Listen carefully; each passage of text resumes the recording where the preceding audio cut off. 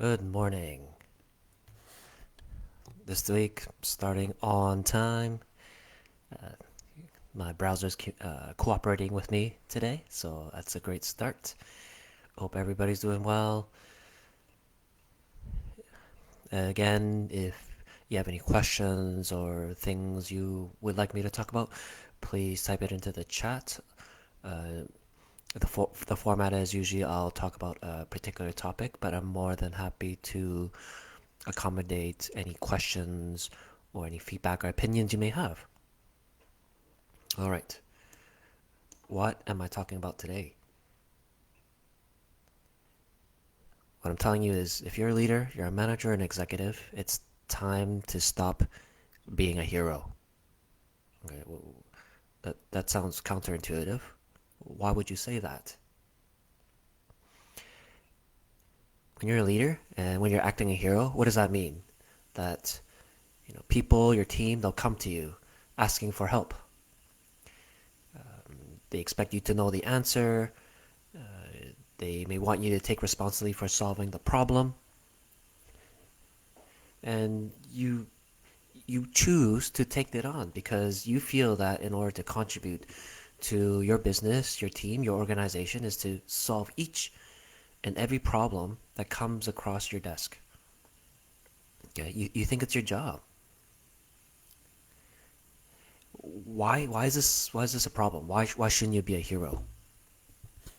Okay, so the number one reason is you become the roadblock. You are the single point of failure.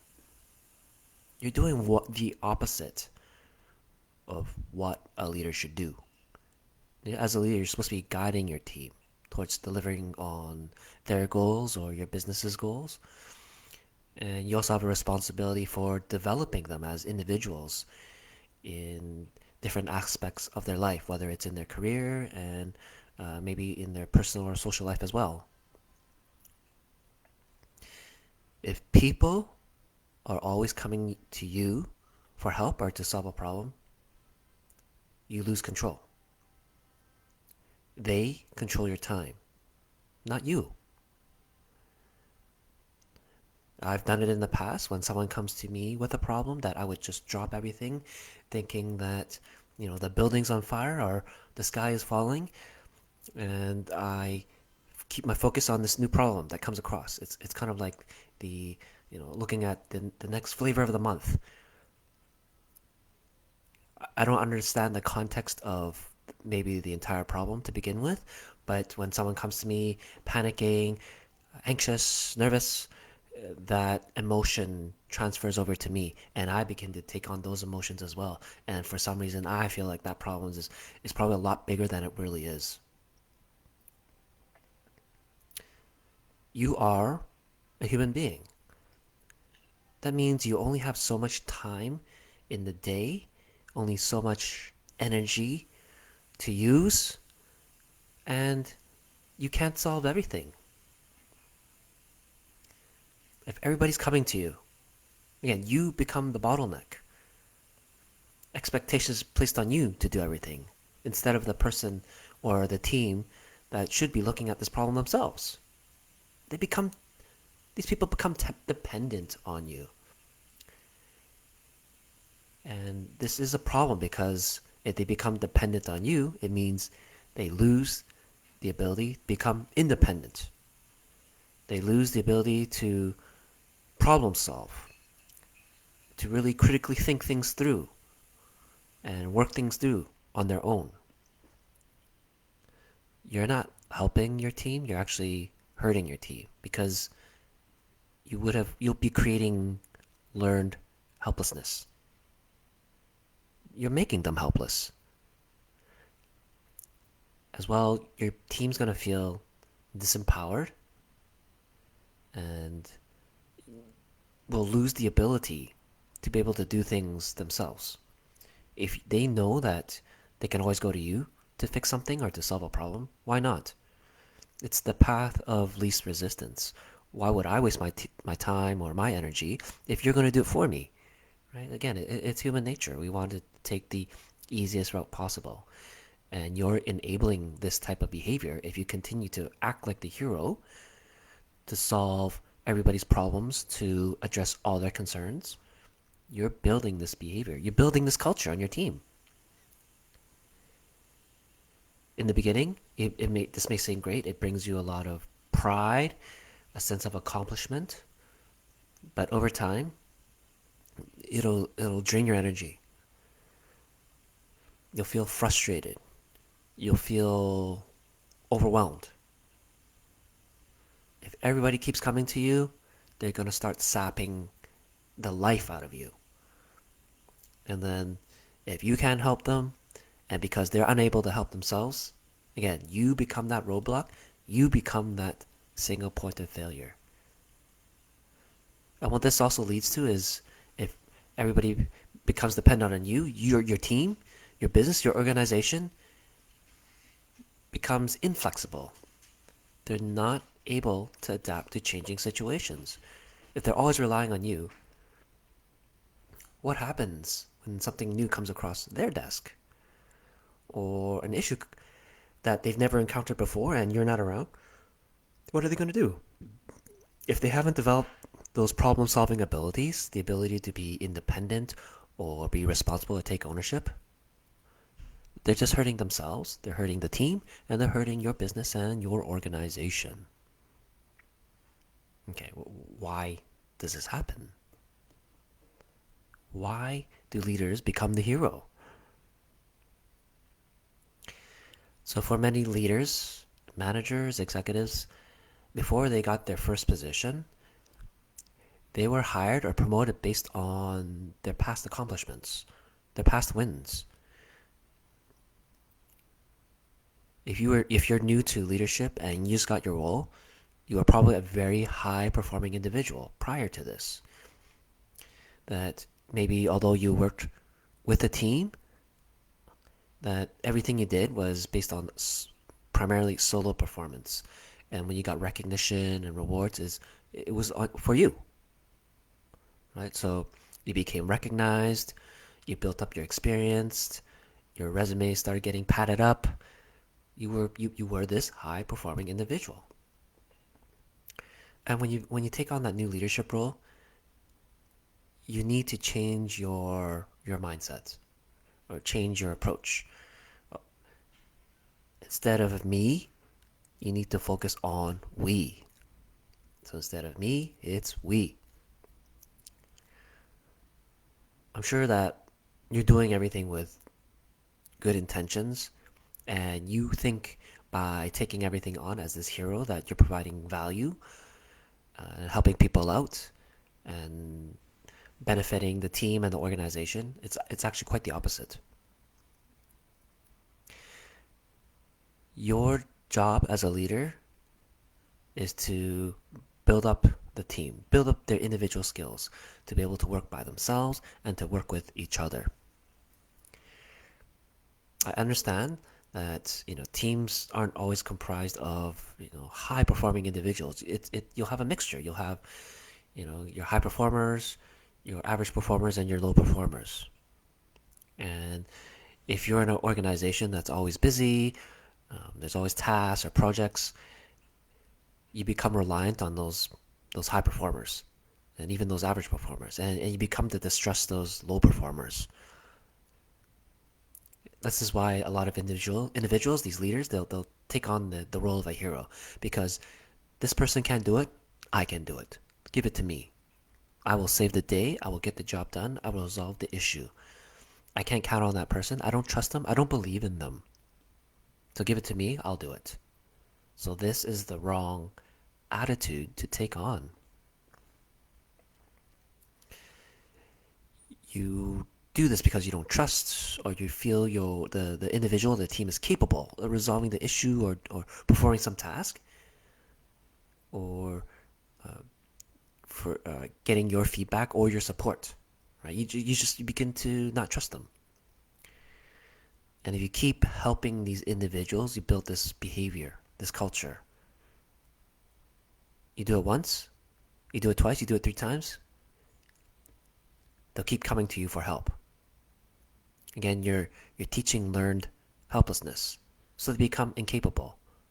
Again, why should I spend the energy and the efforts to fix this problem if Hector's going to do it or my leader's going to do it? Right? If he can do it, then it makes my life a lot easier. So when we build this learned helplessness and you make them dependent,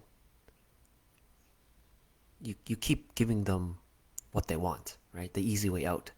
And again, your job as a leader is not to do that. You need to build up the team and the individuals. If you keep helping them and they keep coming to you, it becomes this vicious, never ending cycle. You act like the hero that always saves the day, and you might enjoy it. Like maybe it's because of your ego, your pride, the sense of accomplishment. Being able to help people feels great.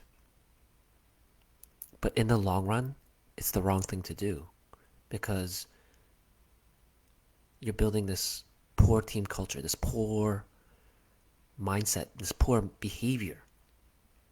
And the team becomes victims because, they're looking to you to be that hero. You're there to save the day. They scream for help, you rush in, you help them, and it will happen over and over again, and it becomes this vicious cycle. And it's not going to be beneficial for you, your team, your business, or your organization. It's actually very detrimental.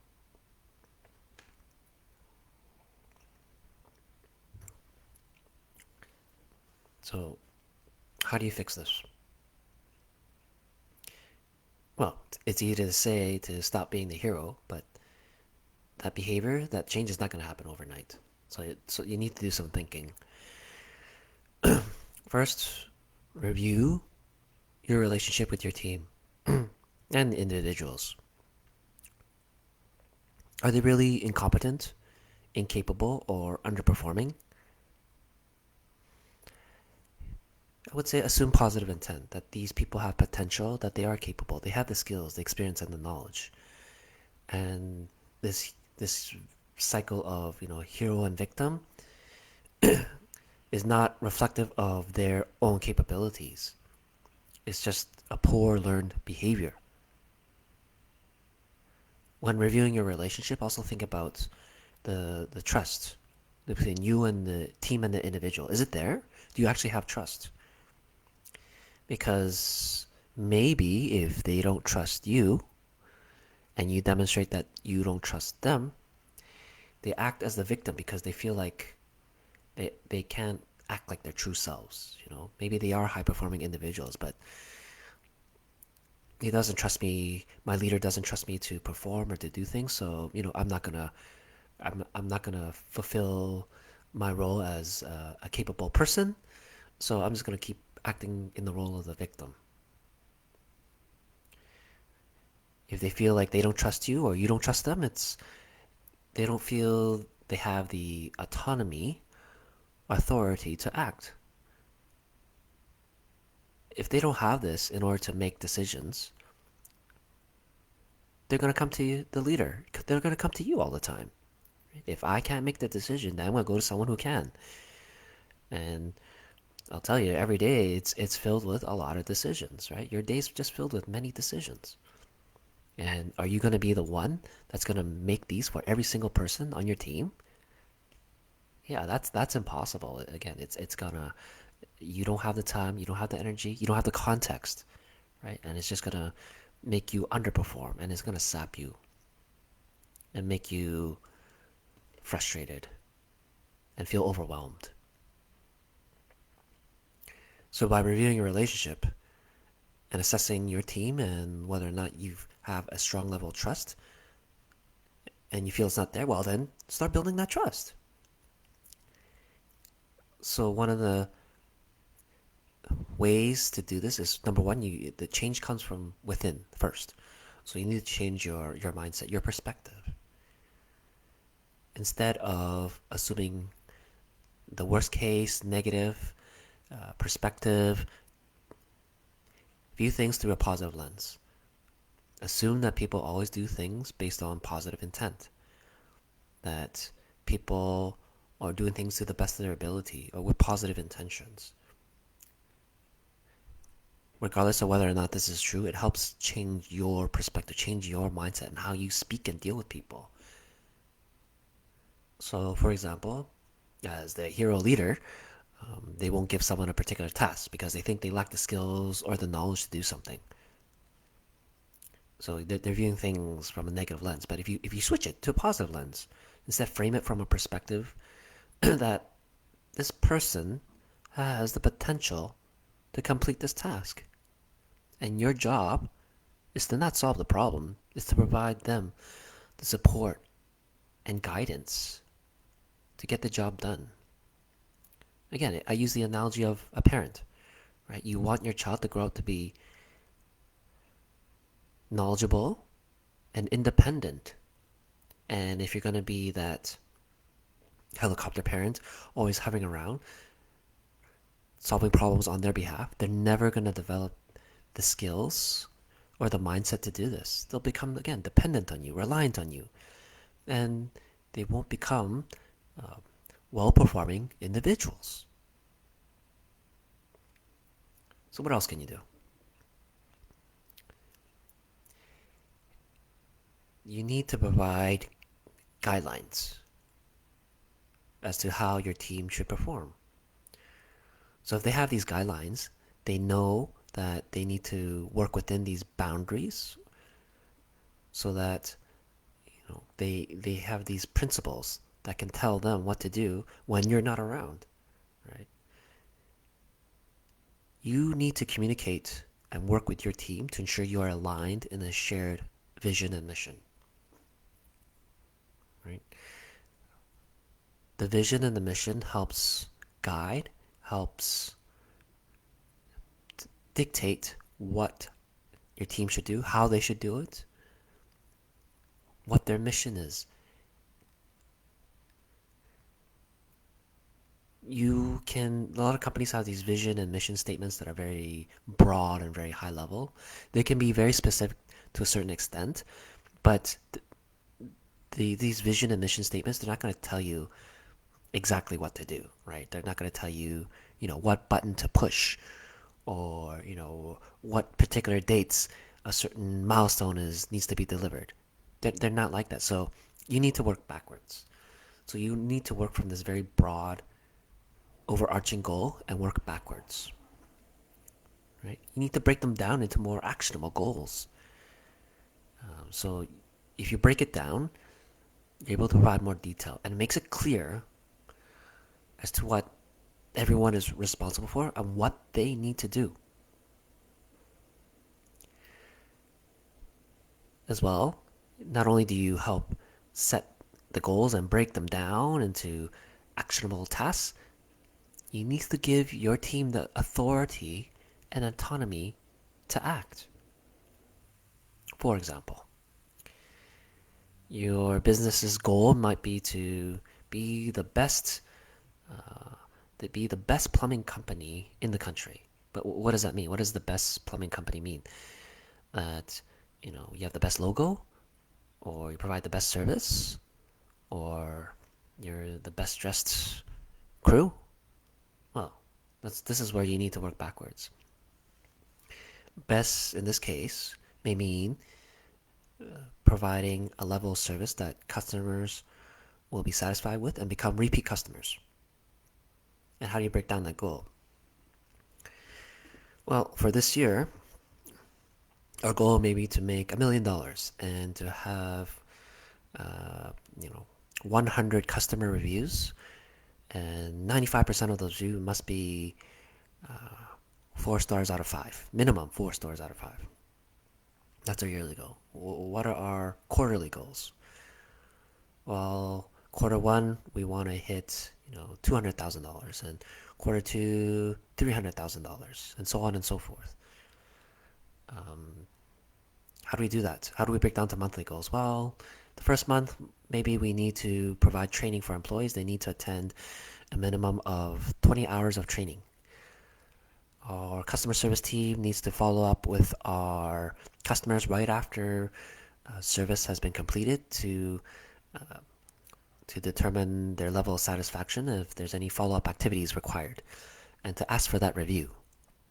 Right? So you work backwards from those very broad, large, overarching goals to more actionable steps and break it down with time, based on time. So here I use like quarterly or yearly, quarterly, and monthly. Like you go like weekly, daily, even in hourly.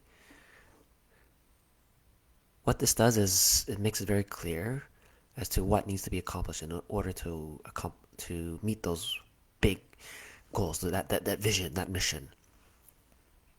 And you also want to make these goals measurable and make people accountable, right? So again, like what does this have to do with the leader not being a hero? When you provide them with these guidelines, these more tactical steps, your team is given direction, right? So they know what to do. If we know that we want to be the best plumbing company in the country this year, well, every action, everything you do needs to fall in line with that vision, that mission, right? So they don't need to always your team doesn't always need to come to you to ask for your opinion, your feedback to help them solve problems. Using these tactics, they're able to or more manageable goals to guide what they do. It's gonna alleviate a lot of that dependence on you because they have these vision, this mission, these goals to guide them instead of you.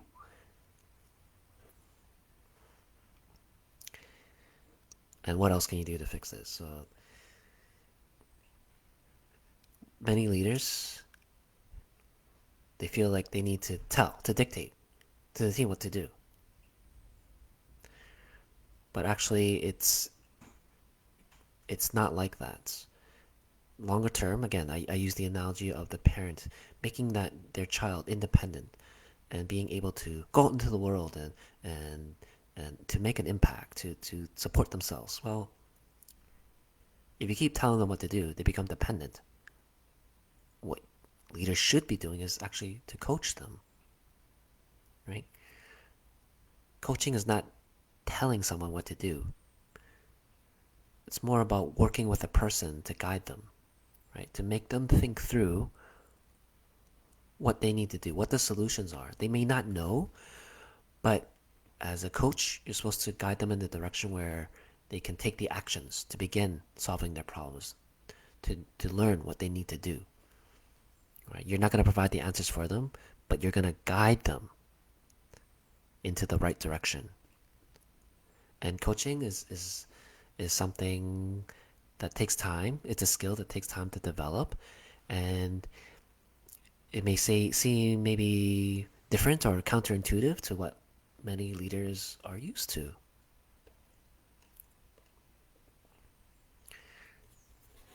So to recap, I'm proposing to you that as a leader, don't be a hero.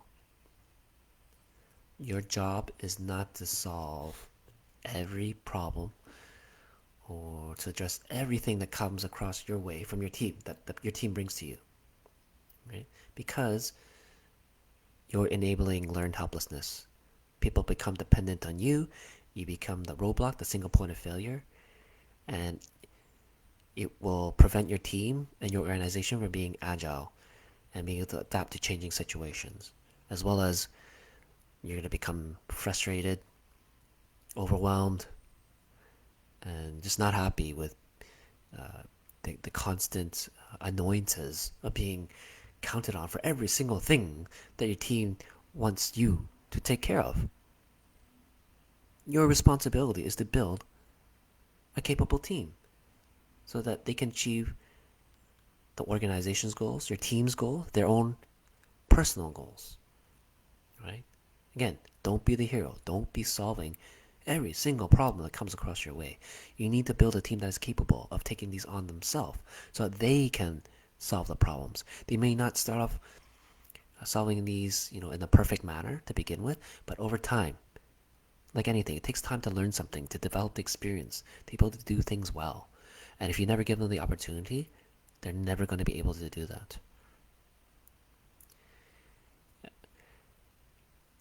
You need to develop the patience and be committed to not only helping your team, you need to commit to changing your own behavior, your own thoughts, your own mindset. Remember, change first starts from within yourself. If you're never going to change your beliefs or never going to have the commitment, you're never going to be able to help someone else. Okay? And I understand that leaders, when they first get their positions, they're so used to being that high performing solo individual. And what I'm telling you is, you need to switch your mindset, right? No more me. It's all about we, right? It doesn't matter about your own accomplishments or achievements anymore. It's about your team. You're out there not only guiding them towards achieving certain goals. Your job is to make them successful, to help them develop as individuals. And I think it's a fact that sometimes you have to make that sacrifice of your own ego, your own pride, to be able to do that, right? You can't be thinking about yourself anymore. There's a level of sacrifice being in that leadership role. And if you're unable to make specific sacrifices or commitments, leadership's going to be very difficult for you, or it may not be a role that you should be taking on. Right? You need to take a certain level of responsibility. Right? You need to be committed. You need to take ownership of it. Right? And you're going to have to keep learning. Right? Many leaders, they assume, like I said, they assume that, as a leader, you tell, you dictate. Instead, you should be asking, you should be coaching. Right? So for some people, it's a hard transition to act that way as well as to think that way. All right, so that's the topic I had today. Leaders, don't be a hero. Don't be that hero. Okay? I know it sounds very appealing, and in society we associate hero with like certain positive things, but in this case, if you're acting as a leader, acting as a hero for your team, you're actually hurting them. Right? Don't be the hero. Don't worry about your own personal accomplishments. Right? You need to make your team or help your team become independent, able to do things themselves. And by being the hero all the time, you're not going to be able to do that. And you're failing your responsibilities as a leader, and you're failing your team. All right, I think that's it for me today. Um, Thanks for those who are watching. Again, if there's something that's on your mind right now, if you have any issues or challenges, please feel free to reach out to me uh, for a 15-minute chat over the phone, over a virtual meeting session. I want to make sure that I can listen and help you. So what I want to do is provide you the clarity, provide you the confidence to move forward, right? And hopefully I can provide you at least one actionable task that you can take away from our discussion, that you can take away and start making things better to improve. All right. Thanks again. Hope you have a great day. I enjoyed being here, and I hope you enjoyed it too. Take care.